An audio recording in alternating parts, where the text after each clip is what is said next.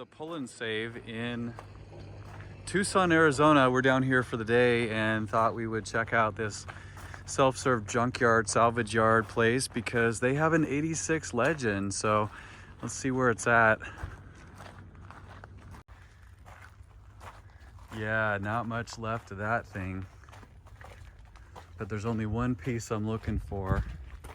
And it might be back here and it might not. I'll be darned. It has the exact same dings that mine does. Right there. That's not even worth taking off. Shoot. Well, we're gonna go around the car and see if there's anything else I need. Crazy thing was, oh no, it is automatic. I thought this was a manual, but we're gonna scope it out. Yeah, this thing's pretty rough, not much left of it. Blue interior, so I believe it was also blue exterior. There you can see the confirmed. Ooh, let's see what the build date was. I wanna open, see if we can get that door open so we can look at the date stamp. It does have a cool original period correct Arizona plate on it that I might want. What else off of this 86 could I possibly want?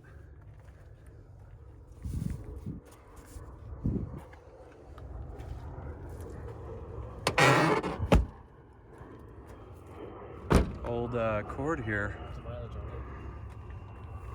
142. This cord has 342K on it apparently. Not bad.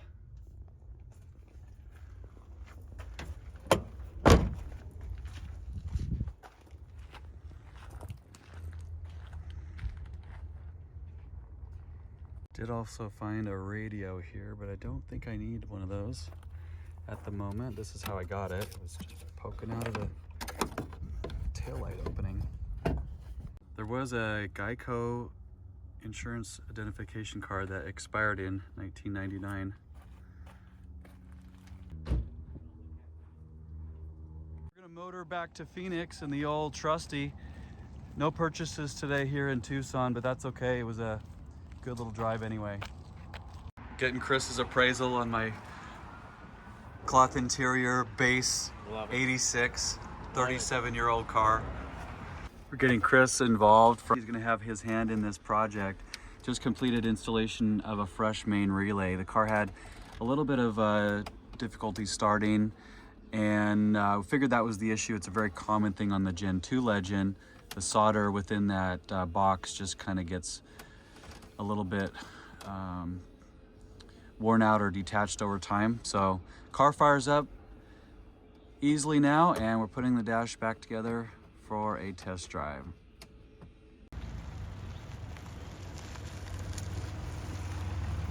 Wow. It's the oldest Acura I've ever driven. My sunroof track here, you can see the half side that I've done so far. I'm hitting these taillight lower trim pieces with a little bit of plastic polish, and I'm amazed at how well they're coming out.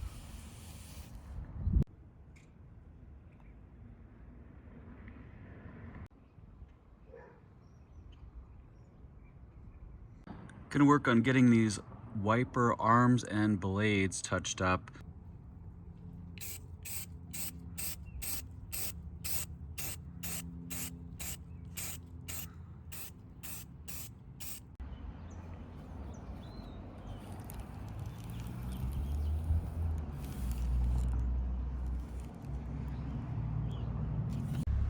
Great. Sunroof drains are not clear.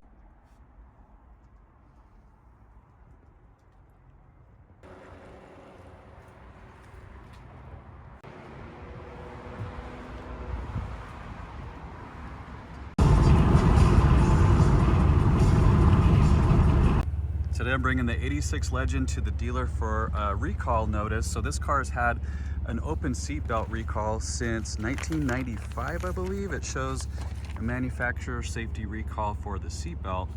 Yeah, it was May of 1995. So let's see what these guys can do. If they can't resolve it, I'd rather have the recall at least cleared off the record so it shows nothing outstanding there. And I did roll over 99,802 on the odometer on the way over here. So only 198 miles to go. So I gotta plan something big for this car.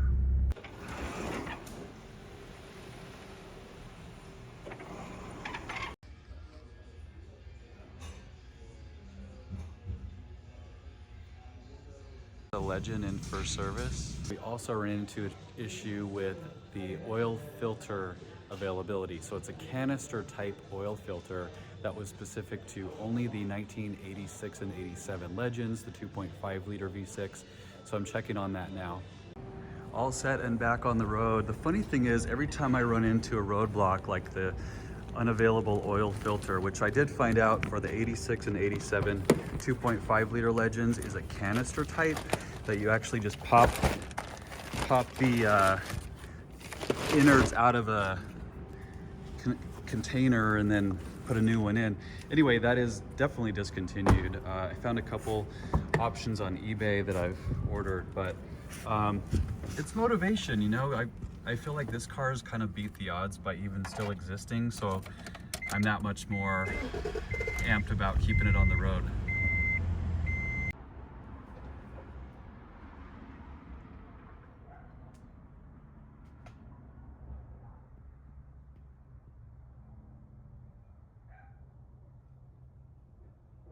Started a little bit of engine detail, didn't get too far with it, but this oil filter arrived from my eBay find. It is a new off-the-shelf oil filter. It's the canister style filter that was specific only to the 1986 and 87 Legends with the 2.5 liter V6. So I'll keep that in my back pocket for future maintenance. After a first pass, things are already looking quite a bit better in the engine bay.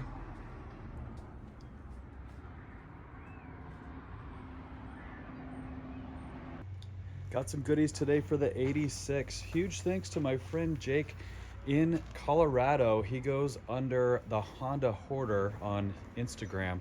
Jake is awesome. He just recently rescued a dozen or more vintage Hondas from a field and has been either selling them complete or parting them out. I lucked out in finding him with an 86 Legend. So obviously these floor mats need some work. They're actually pretty gross, but they are OEM and the right color combo for my car. Probably need to be re-dyed. I did also get the factory rear mud flaps, which this car does not have. And then a couple other little bits. I was missing the driver's side A-pillar piece here with brown trim, and then finally this piece right here on my car, that's the sunroof switch, has a big crack on that side. So nice little subtle upgrade coming that way as well. Thank you, Jake.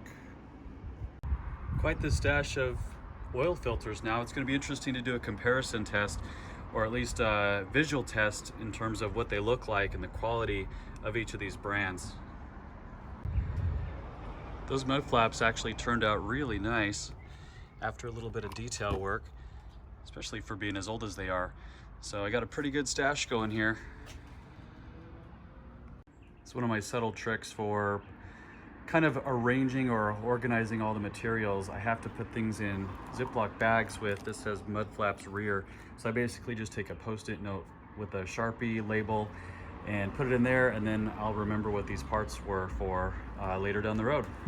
Taking this 86 back for a follow-up on that seatbelt recall, and we did find out that if it needs parts, they are available. There are 6 sets exactly in the country left of this brown seatbelt material. So also pretty pleased. I just tried the cruise control in here and it works.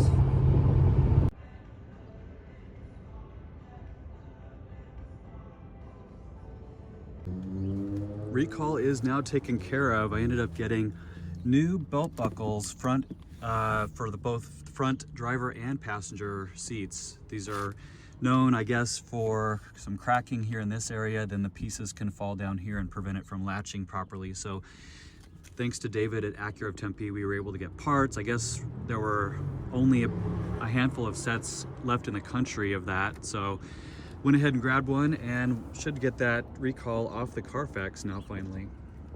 Next phase, since I'm already on this side of town, I was gonna try and DIY this with a friend's help, but there's a place here that I've used called Dick's Speedo Tach in Tempe that does refurbishment of gauge clusters. The tach on this car has always read insanely high, and I have a replacement or a replica, or what do you call it? A known good used unit, I guess we'll put it that way, to pillage parts from to see if that's something that these guys want to take a look at. So happy right now. This thing is fixed. It's idling where it needs to be. Obviously the car's not up to temp, so it's a little higher than a standard idle, but these guys are awesome. They only charged me for 1 hour of labor. Also replaced this side piece since it had to come off anyway. The little bezel there around the instrument cluster. And so if you're ever in the Arizona region and you need work on your speedometer or tach, horrible lighting here, but these guys on McClintock and Loop 202 are awesome.